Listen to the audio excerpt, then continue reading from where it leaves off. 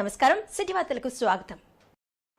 అన్నమయ్య జిల్లా నిమ్మన్నపల్లి ఆంధ్రప్రదేశ్లో బీసీల పార్టీ ఏదైనా ఉందంటే అది ఒక్క తెలుగుదేశం పార్టీ అని మాజీ ఎమ్మెల్యే మదనపల్లి నియోజకవర్గం తెలుగుదేశం పార్టీ ఇన్ఛార్జ్ దొమ్మలపాటి రమేష్ అన్నారు.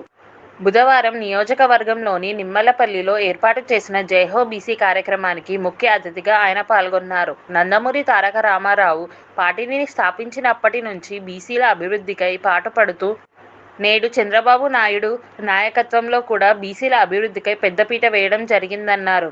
బడుగు బలహీన ఎస్సీ, ఎస్టీ, మైనార్టీ కులాలకు ఎక్కువ శాతం రిజర్వేషన్ కల్పించిన ఏకైక ప్రభుత్వం తెలుగుదేశం అని సంక్షేమ అభివృద్ధి కార్యక్రమాల్లో కులమత భేదాలు లేకుండా అందించారన్నారు. మండల పార్టీ అధ్యక్షులు పుర్రా వెంకటరమణ గారు, ముఖ్య అతిథులు మాజీ శాసనసభ్యులు పార్టీ ఇన్ఛార్జి వర్యులు దొమ్మలపాటి రమేష్ గారు, బీసీ సాధికారిత కమిటీ సభ్యులు లక్ష్మణ గారు, మాజీ జెడ్పీటీసీ సభ్యులు వల్లిగట్ల వెంకటరమణ గారు, లక్ష్మణ గారు, రఘు గారు, మన విజయమ్మ గారు, యశస్వి రాజు గారు, తేజ గారు, సర్పంచ్ మల్లప్ప గారు, మల్లికార్జున గారు, అందరికీ ఇక్కడ ఉన్నటువంటి మేకల రెడ్డిశేఖర్ గారు, ప్రతి ఒక్కరికి తెలుగుదేశం పార్టీ కుటుంబ సభ్యులు, బడుగు బలహీన వర్గాల ప్రజలు జయ హో బీసీ, జయ హో బీసీ. ఆకాశంలో సగము, జనాభాలో సగము, 120 కులాలు. బీసీ జనాభాలో 120 కులాలు ఉన్నారు. నిర్ణయాత్మకమైన శక్తి. మీరు ఎటువైపు మొగ్గితే అటువైపు అధికారం. ఇంతే రాజకీయం.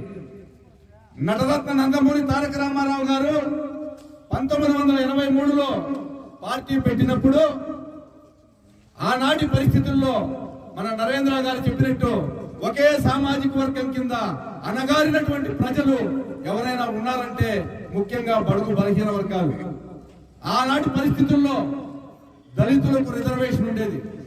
రిజర్వేషన్ ఉపయోగించి విద్యా ఉద్యోగ అవకాశాల్లో వాళ్ళు ముందరకు వచ్చారు. మీ పరిస్థితులను గమనించి మొట్టమొదటిసారిగా బీసీలకు గుర్తింపునిచ్చి స్థానిక సంస్థలలో 34% రిజర్వేషన్ కల్పించినటువంటి ఘనత నందమూరి తారక రామారావుది. ఆ రకంగా మీకు రిజర్వేషన్ కల్పించిన తర్వాత సమాజంలో ఉన్నటువంటి అనేక కులాలు, కమ్మరి, కుమ్మరి, వడ్డెర, గొల్ల, కురవ అందరూ ఈ రోజు రాజకీయంగా ముందరకు వచ్చారు. ముఖ్యంగా ఈ మండలంలో వాల్మీకులు. మొట్టమొదటి మండలాధ్యక్షుడు చంద్రాయప్ప గారు, స్వర్గీయ చంద్రాయప్ప గారిని ఈ సందర్భంగా గుర్తు చేసుకుంటున్నాం. ఎందుకంటే ఆయన మండల ప్రెసిడెంట్ గా ఉండగా మొట్టమొదటి మేము కూడా సర్పంచ్ గా ఎన్నికయ్యాం. ఆ విధంగా బడుగు బలహీన వర్గాలు సర్పంచులుగా రిజర్వేషన్ ఇచ్చిన తర్వాత సర్పంచులు అయ్యారు, మండలాధ్యక్షులు అయ్యారు, మున్సిపల్ కౌన్సిలర్లు అయ్యారు, జడ్పీ చైర్మన్లు అయ్యారు. ఈ రోజు మీరు శాసించే పరిస్థితికి వచ్చారు. ఈ దుర్మార్గుడైన జగన్మోహన్ రెడ్డి మీకు ఏం చేశాడో తెలుసా? మీ 34% రిజర్వేషన్ ను 10% తగ్గించేశాడు. 10% తగ్గించేస్తే మీరు వేలాది పదవులు స్థానిక సంస్థలలో కోల్పోయారు. దీన్ని మీరు గుర్తిరిగి ప్రతి ఒక్క బీసీ అంటే బ్యాక్వర్డ్ కాదు, back bone caste. Backward caste కాదు, మీరు బ్యాక్ బోన్ క్యాస్ట్. మీరు ఎక్కడ నిలబడితే అక్కడే విజయం. ఇది గుర్తిరిగి మీరు ప్రతి ఒక్కరూ కనికలై విజృంభించాలి.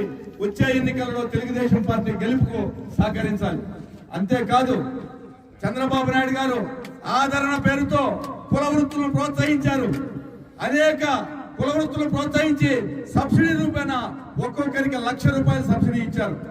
ఈ 5 ఏళ్లలో ఏ ఒక్కరికైనా ఒక్క సబ్సిడీ లోన్ వచ్చిందా అని అడుగుతున్నా. ఆయన ఊరికే ఉత్తుత్తి కార్పొరేషన్లు పెట్టాడు. కులానికి ఒక కార్పొరేషన్ పెట్టి ఆ కార్పొరేషన్ నిధులు ఇవ్వకుండా కేవలం కుర్చీలకు పరిమితం చేశాడు. అటువంటి కార్పొరేషన్లు అవసరమా? ఉపయోగం లేనటువంటి కార్పొరేషన్లు దేనికి అవసరమో అని చెప్పి నేను ప్రశ్నిస్తున్నా.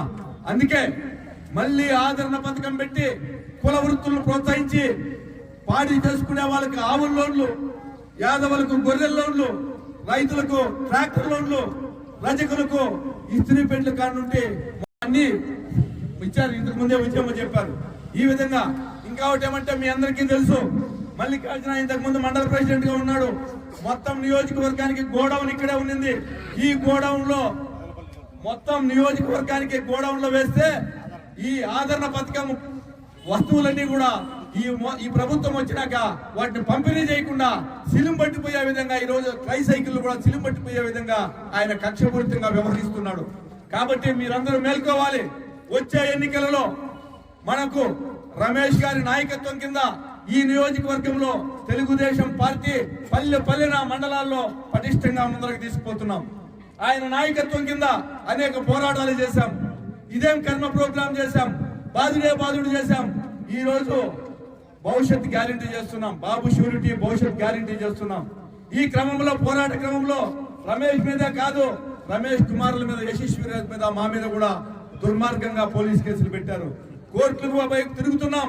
అయినా ఎక్కడ కూడా తగ్గకుండా జెండా పట్టి ప్రభుత్వం లేనప్పుడు ధైర్యంగా రమేష్ అంటే ఒక దమ్మున్న నాయకుడు, ధైర్యంగా ఆయన వెనకంటే నడవడానికి మనం సిద్ధంగా ఉన్నాం, ముందరికి పోతున్నాం. కాబట్టి వచ్చే ఎన్నికలలో మీరందరూ తెలుగుదేశం పార్టీని తిరిగి అధికారంలోకి తీసుకురావాల్సిందిగా మరోసారి విజ్ఞప్తి చేస్తూ అవకాశం ఇచ్చిన అందరికీ నిమ్మలపల్లి పార్టీ నియోజకవర్గ పెద్దలకు, ఇక్కడికి విచ్చేసినటువంటి కార్యకర్తలకు అందరికీ పేరు పేరున మీ అందరికీ హృదయపూర్వక నమస్కారాలు లేదు. ముఖ్యంగా మన బాధ్యత మన పార్టీని గెలిపించుకోవడం. ఎందుకంటే ఈ 5 సంవత్సరాలు చూసినాం, తెలుగుదేశం పార్టీ కార్యకర్తలు అనే పేరు చెప్తేనే ఒక చిన్న పని కూడా చేయలేదు, ఒక చిన్న పని కూడా జరగల. మనకు కార్యకర్తలందరూ 5 సంవత్సరాలు అయింది చిన్న పని చేసుకొని, ఏది గవర్నమెంట్లో ఏదైనా పని జరగాలన్నా ఇంతవరకు జరగల. ఆ కసితో మనందరం కూడా తెలుగుదేశం పార్టీని గెలిపించుకోవాల్సిన అవసరం ఉంది. మనం కోరినటువంటి మన పనులన్నీ కూడా చేసుకునే అవకాశం ఉంది పార్టీ గెలిస్తే. పార్టీ గెలిస్తే ఇంకోటి కూడా, ఇప్పుడు ఈ 5 సంవత్సరాలు ఏమన్నా మాడితే పోలీస్ కేసు ఈ నెత్తికి లోపలై, అదే మన పార్టీ ఉంటే ఎవడు మన లోపలేసేది. మన పార్టీ ఉంటే మన తెలుగుదేశం మన లోపలేసే ధైర్యం ఎవరికైనా ఉంటుందా? ఊరికి ఉండదు. కాబట్టి పార్టీని గెలిపించుకోవాలి. పార్టీని గెలిపిస్తే మనకు ధైర్యం, మనోధైర్యం, మా పార్టీ ఉంది, మా ఇది ఉంది, మేము పని చేసుకోగలుగుతాం. పోలీస్ స్టేషన్లో మా మీద కేసులు, అక్రమ కేసులు ఉండవు అని చెప్పి ధైర్యం. ఇక ఈ మధ్యలో టికెట్ల విషయం ఏదైనా రకరకాల అపోహలు, వాళ్ళంట వీళ్ళంట వాడంట ఈడంట అని చెప్పి. అయ్యా, తెలుగుదేశం పార్టీ ఓడిపోయినప్పటి నుండి మనం అందరం కూడా కలిసికట్టుగా కార్యక్రమాలు చేస్తున్నాం. ఎక్కడ ఏం జరిగినా మనందరం పోతాడం, ఆ కార్యకర్తకి ఇబ్బంది జరిగినా మనం పోతాడం, హాస్పిటల్లో ఉన్నా మనం పోతాడం, పలకరిస్తాం. ఇదే మామూలుగా ఈ అదే చెప్తారు పెద్దోళ్ళు సామెత, చెరువు ఊరితే చేపలు కానీ వస్తే అందరూ చెరువు కట్టుకొస్తారు. ఎప్పుడెప్పుడు చేపలకి పోదాం. అట్లా మదనపల్లి టికెట్ కూడా పాపం మన ఊరోళ్ళు కాదు, మన ప్రాంతంలో వాడికి ఏ పల్లె ఆడుందో తెలీదు, ఏ సామాజిక వర్గం ఆడుందో తెలీదు, వచ్చేసేది టికెట్. నా దగ్గర డబ్బులు ఉన్నాయి, గంటే డబ్బులు ఉన్నాయి నా కొడుకు లైన్లో, డబ్బులు నేనే వేస్తాను. ఇప్పుడు ఓ పెద్ద తండ్రి కొడుకులకు ఆస్తి ఇచ్చినాడు, జాగ్రత్తగా పైకి రండి, వాళ్ళు జాగ్రత్తగా చూస్తా దాన్ని పైకి రావాలి తప్ప, మా నాయన డబ్బులు ఇచ్చినాడని దుడ్డు కట్టడానికి వచ్చింది, నువ్వు పేపర్లో చెరువు కాడు వచ్చింది, చెరువులో ఏమవుతుంది? 7-4 రోజులు అట్లా చేపలు అట్లా వదిలేదు జనాల దగ్గర. ఏమి మందు మా అంటే వీడు చికెన్ మటన్, దానికి ఏమైనా టికెట్ ఇచ్చేయాలి మనం వెళ్ళుకో. ఆయన ఎవరు నాయకుడిని ఇప్పుడు వేస్తున్నారు. తెలుగుదేశం నియోజకవర్గం పిలుస్తానండి రా అని. మరి 4-3 సంవత్సరాలు ఏం చేస్తాను నియోజకవర్గం? వినలేదన్నా ఎలక్షన్ వచ్చినప్పుడు మాత్రమే పిలుస్తుంటారా రా రా అని 4.25 సంవత్సరం తెలుగుదేశం కార్యకర్తలు వివిధ రకాలైనటువంటి ఇబ్బందుల్లో ఉన్నప్పుడు సోకాల్డ్ ఆయారాములు గయారాములు ఎక్కడున్నారు వచ్చి భేదం టికెట్ అంటారు.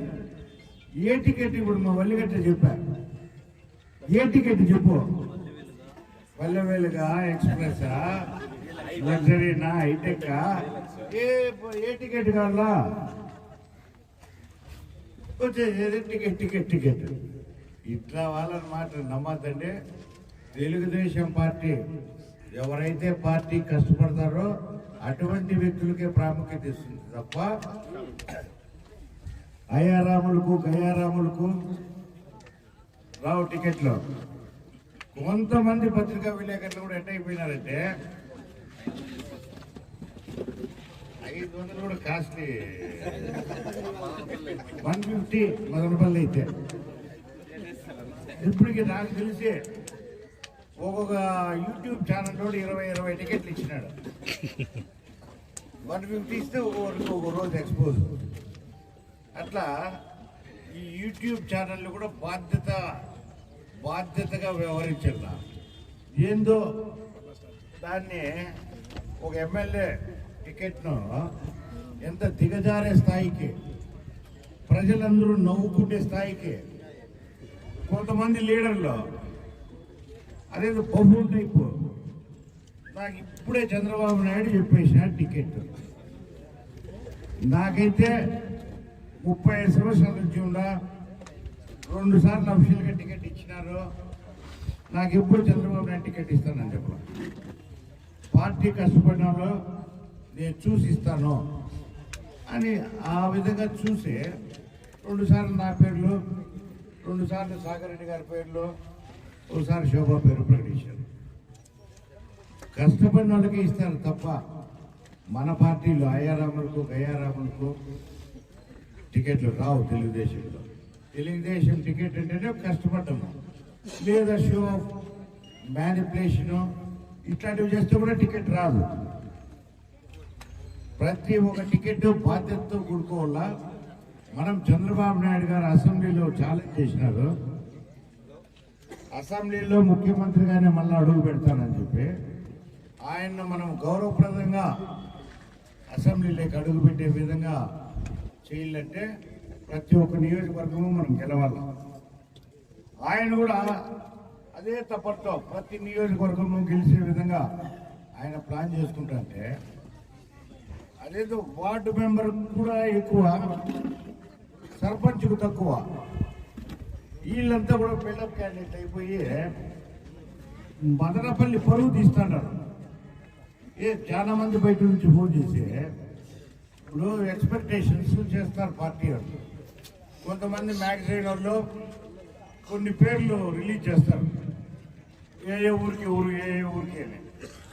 దాదాపు 90% వాళ్ళ ఎక్స్పెక్టేషన్ వీళ్ళకి టికెట్ వస్తుంది, దాంట్లో పేరు తీసేసి వీళ్ళ పేరు రాసుకుంటారు. అవి గ్రూపుల్లో పెట్టేది. అయ్యా నీ పేరు రాసి నీకు ఒకవేళ పార్టీ వాళ్ళు అనుకుంటే, నువ్వు కష్టపడినావు అని నమ్మకుంటే మీ ఇంటికట్టుగా పార్టీ బిఫామ్ తెచ్చిస్తుంది. నువ్వేం దానిలో పేరు మార్చి ఇంకోటి పెట్టుకొని ప్రజలందరికీ 100 సార్లు ఎత్తితే ఫోన్ ఎత్తితేనే విసుగు అయిపోతారు చూడాలంటే. పార్టీ ఎవరి పేరు అనౌన్స్ చేస్తుంది. అది కూడా తక్కువ టైం, ఇంకా 1-10 రోజుల లోపల పార్టీ అనౌన్స్ చేస్తుంది. ఆ వేళకు ఆత్రపడి మీరందరూ ఊరికే పేర్లు పెట్టి కన్ఫ్యూజ్ అవుతుంది. ప్రతి ఒక్క లీడర్లకి ఇట్లా డూప్లికేట్ లీడర్లకి ఇది చెప్తాను నేను.